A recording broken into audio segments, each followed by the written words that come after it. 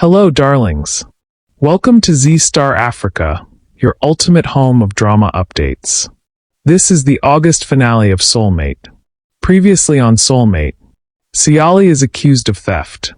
A wedding turns into a battlefield. Renuka asks Sachin and Siali to leave the house. And Roshni, she pretends pregnant. Miss any episode this month? The first half recap is already available on my channel. Make sure to check it out before we dive in. Moving forward, Siali takes Sachin to the temple, where she had earlier witnessed a shocking sight, Tejas, disguised as a beggar. Stunned and confused, Sachin questions his brother and urges him to return home. But Tejas, ashamed yet stubborn, insists that he will not move until 6 o'clock, no matter how much Sachin pleads. In the end, Sachin has no choice but to force him back home. Once home, their mother Renuka lashes out at Sachin. She scolds him bitterly, accusing him of making it a habit to bring strangers into the house, and now dragging beggars inside. Sachin tries to explain, but Renuka refuses to listen. Convinced the man before her is just another beggar, she mocks and condemns him, declaring that the fault lies not with the beggar himself but with his mother. For only poor upbringing could raise a man with working hands and legs who still chooses to beg instead of working. All this while, Tejas hides his face in shame. Renuka has no idea that the beggar standing before her is her own beloved son. But when Tejas finally lifts his face, Renuka is left speechless. Horror and disbelief grip her as she cries out, "Tejas! Who did this to you?" Hearing the commotion, Roshni rushes out, only to see her husband in such a disgraceful state. Her heart fills with pain and disappointment as she struggles to comprehend how Tejas could sink so low. At last, Tejas breaks his silence. He reveals that a Swami told him if he begged at the temple for one day, Goddess Durga would be pleased and grant his greatest wish, the chance to finally travel to Canada. Trouble brews when Mamta visits the Deshmukh house. With her sharp tongue, she directly belittles Renuka and indirectly mocks the family's condition, ridiculing that their daughter-in-law is reduced to selling flowers. The insult cuts deep, igniting Renuka's bitterness. Seizing the moment, Roshni fans the fire. With cunning words, she advises Renuka to file a complaint against Siali's flower shop, and Renuka immediately buys into the idea. Soon, government officials arrive at the Deshmukh home, tearing down Siali's small shop. Helplessly, Siali rushes forward, pleading with them to stop. But the officials are firm. A complaint has been filed, and the shop must be dismantled. Shattered and devastated, Siali breaks down in despair. In the shadows, Roshni and Renuka watch with wicked satisfaction, their faces lit with triumph. Later, Sachin vents his anger at the person who filed the complaint against Siali's shop, while his father urges him to calm down. Renuka, on the other hand, taunts Siali. "You lack the skill and talent to run your shop," she sneers. "That's why you lost your job. Look at Roshni. See how she manages her business perfectly." Later that night, Sachin sits with Siali, comforting her. He recalls how he once had a car, then lost it, started again with just a rickshaw, and slowly rebuilt his life. Gently, he assures her that setbacks are temporary and that, with time, she will recover, maybe even reclaim her flower shop. His words give her hope amidst the despair.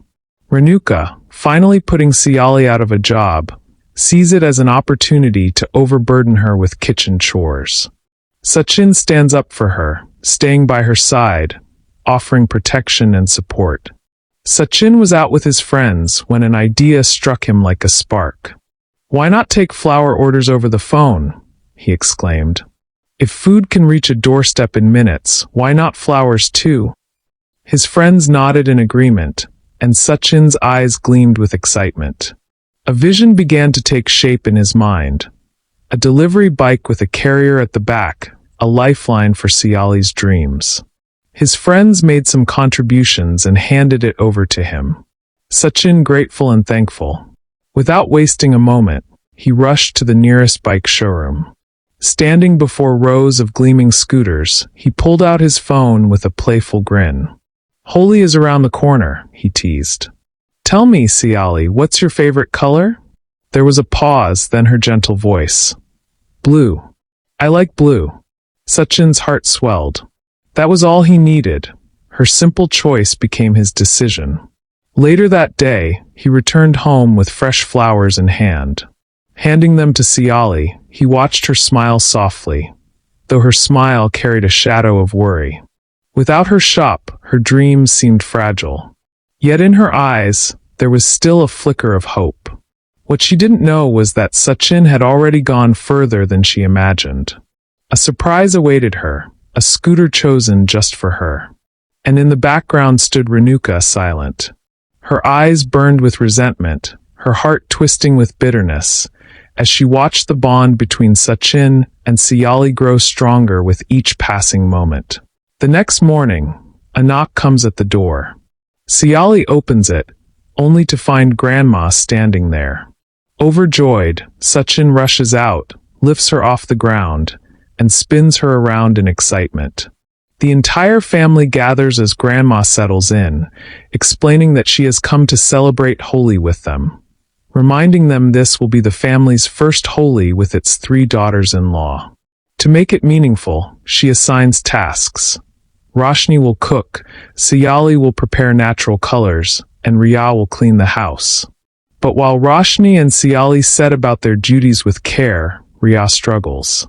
In the kitchen, Roshni worries that if she cooks well, Renuka might discover she isn't truly from Dubai. So deliberately she spoils the food, burning it to prove her Dubai girl identity. Renuka scolds her, asking if she knows how to do anything at all, and decides to cook herself. Things get worse when Riya tries dusting. Allergic and overwhelmed, she finds the work impossible, coughing and straining. Once again, Renuka steps in, taking over the cleaning as well. Grandma catches her in the act and questions her. But Renuka covers it up, saying she's only helping to make things smoother, not really doing their chores for them. Later, Renuka notices Sachin helping Siali prepare the Holi colors. She quickly steps in, telling him to leave the work, but Siali softly admits she doesn't know how to make natural colors. To everyone's surprise, Renuka offers to teach her, patiently guiding her through the process. This moment reveals a softer side of Renuka, as she becomes a supportive mother-in-law to all 3 daughters-in-law. When everything was ready for the festival, Grandmother commended Renuka and the daughters-in-law for a job well done. That evening, the family gathered for the Holika Dahan ritual. The ladies tied the sacred thread and lit the fire, completing the ceremony. Soon after, the festive spirit came alive with traditional games. Amidst the laughter and excitement, Sachin confidently told his friends that this time, they must win at all costs. During the Holi festival, Sachin's family and friends played a traditional game against another team.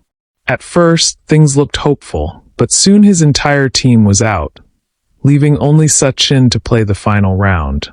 If he could win, his team would take the victory. Though tired and ready to give up, Sachin remembered Siali and found new strength.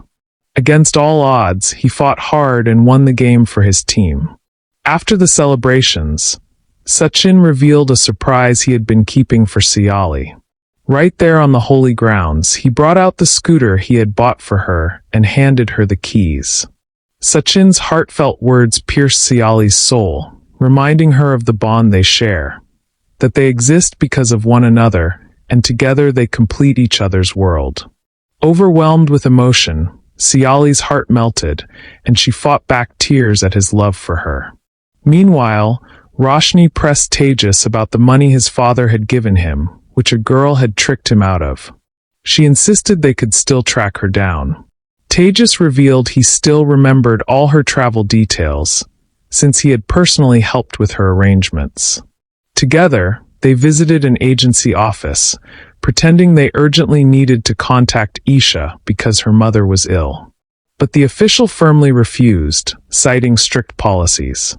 On the other side, fate unfolded unexpectedly. As Sachin drove his cab, his passenger turned out to be none other than Isha herself, back from Canada. Back home, Renuka suggested that Roshni visit the temple and pray for her father, who is in jail, and also observe a 48-day fast and ritual. No meat, no fish, meals served only on banana leaves and eaten while seated on the floor. But inside, Roshni was tormented, feeling trapped in her own web of lies. She questioned herself. Why was she fasting for a father who didn't even exist? Renuka led Roshni and the entire family to the temple, determined to perform the special prayer. Meanwhile, Sachin, who was still driving his client Isha, received a call to join them at the temple. Since he was already on the same route, he politely asked Isha to give him a few minutes so he could stop by. At the temple, Renuka instructed Siali to bring sacred water and pour it over Roshni's head. Though Roshni objected, she was eventually compelled to comply. Renuka then adorned her with a flower garland, marking the beginning of the ritual. The prayers soon took an unusual turn. Renuka asked Roshni to perform sit-ups while holding her ears, a sight that left everyone struggling to contain their laughter. Next, she called upon Tejas to bring a candle for the temple lamp. But instead of lighting it traditionally, Renuka shocked everyone by insisting the candle be placed and lit directly on Roshni's palm. Anxious and protesting, Roshni tried to resist, but Renuka held her hand firmly, lit the candle, and forced her to endure it. Not stopping there, Renuka ordered Roshni to lie flat on the temple floor and roll from one end to the other, praying fervently for her father's release, convinced that such devotion would move the goddess to show mercy. Then came the crucial moment. The priest asked Roshni for her father's name to proceed with the ritual. Nervously, she first said a woman's name but quickly corrected herself. Deepak. His name is Deepak. The priest then announced the strict rules. For the next 48 days, you must sleep on a mat on the floor, eat only simple sattvic food without salt, cook everything yourself, and take no help from anyone. Renuka immediately assured the priest that Roshni will follow everything. As events unfolded, Tejas stepped outside to make a call. Coincidentally, Isha had also stepped out of the car and, upon spotting Tejas emerging from the temple, quickly hid her face and rushed back into the car. Soon after, Sachin came out and drove her away. At home, Renuka tells Siali to prepare food for Roshni, but Sachin quickly reminds her of the priest's instructions. Forced to obey, Renuka orders Roshni to cook her own plain, spice-less meal. The endless fasting rules leave Roshni frustrated, yet she has no escape. Later, Renuka assigns her to spread cow dung and also make the rangoli, while Sachin watches with amusement, enjoying every moment of her struggle. At dinner, Sachin insists Tejas joins Roshni for fasting, and Renuka agrees, inciting that it will bring quick answers to their prayers. Isha visits the visa agency that once handled her travel to Canada, only to uncover a shocking truth. The official reveals that just days earlier, two strangers had shown up with her photograph. They claimed her mother had passed away and demanded her personal details. When Isha presses for names, the official recalls only one, Tejas Deshmukh. The revelation leaves Isha utterly shaken. On her way home in Sachin's taxi, she casually asks if there's a beauty parlor nearby. Sachin drops her off at Roshni Beauty Parlor. But the moment Isha steps inside, Roshni instantly recognizes her. Faking a warm welcome, Roshni slips away and urgently calls Tejas, informing him that Isha is at her parlor. Moments later, Tejas storms in. Alarmed, Isha attempts to leave, but Roshni blocks her path, dragging her back to the seat. Without delay, Roshni unleashes her fury, accusing Isha of being a cheat and a fraud. Tejas joins in, his anger just as fierce, leaving Isha cornered and helpless against their wrath. On the other side of town, Siali happily completed her flower deliveries, only to return and discover her scooter was missing. Panicked, she asked around, and a man by the roadside explained what had happened. Tearfully, she called Sachin, who reassured her not to worry and promised to retrieve the scooter. Meanwhile, Tejas, Roshni, and Isha arrived at the police station. Inside, the discussion centered on how Isha would return Tejas's money. Her lawyer argued she was a reputable Canadian businesswoman, but the police presented evidence of the 27 Indian rupees lacked transfer from Tejas. Caught red-handed, Isha agreed to repay the amount with interest as Roshni demanded. She completed the transfer first, after which Tejas signed the papers, finalizing the settlement. At the same time, Sachin arrived at the station to help Siali recover her scooter, coordinating with the police to ensure it was returned safely.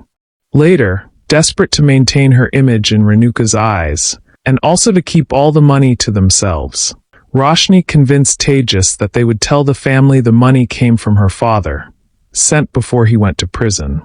Sachin returned home in the evening, only to be met by Siali's fury. She confronted him about the viral video of him drinking recklessly and driving, saying that although he had promised to stop, he had betrayed not just himself, but everyone around him. Confused and frustrated, Sachin knew it was a setup, but who was behind it? To find out, stay glued, because we serve it hot. Like, subscribe, and share for more thrilling updates. See you in the next. Much love.